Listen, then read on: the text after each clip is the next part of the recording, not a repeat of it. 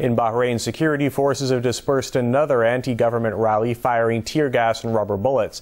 It's the latest violence against a peaceful movement that flared up more than a year ago. But despite the oppression, Washington has resumed arms sales to the Bahraini regime, which is a key U.S. ally, as RT's Gayane Chichakyan reports.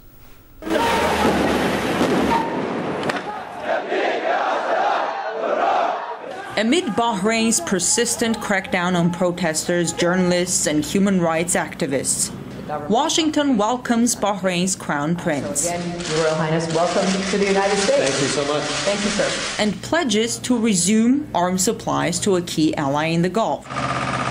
The U.S. had suspended weapons sales to Bahrain in the light of massive human rights violations by the authorities there.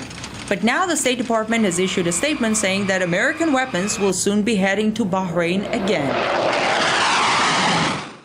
We've made this decision, I want to emphasize, on national security grounds. We've made this decision mindful of the fact that there remain a number of serious, unresolved human rights issues in Bahrain, which we expect the government of Bahrain to address.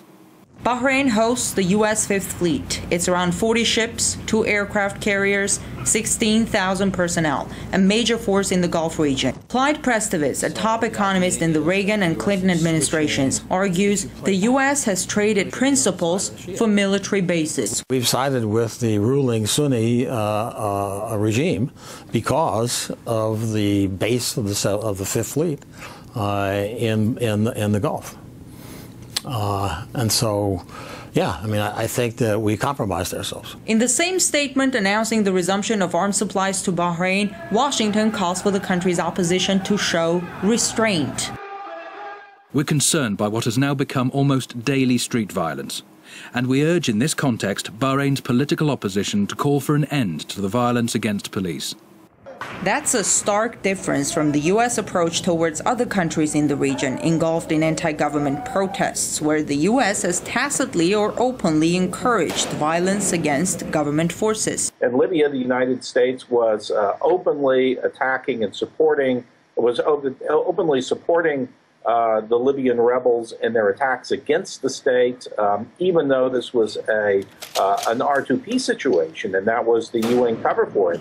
And in Syria, similarly, there has been no calling for a restraint from violence by the opposition forces there. So it's a little bit odd to see this only in Bahrain. It's a highly asymmetrical situation. It's not a case in which there's enormous violence brought by the protesters against the police forces. It's clearly by the Bahraini state against the civilians.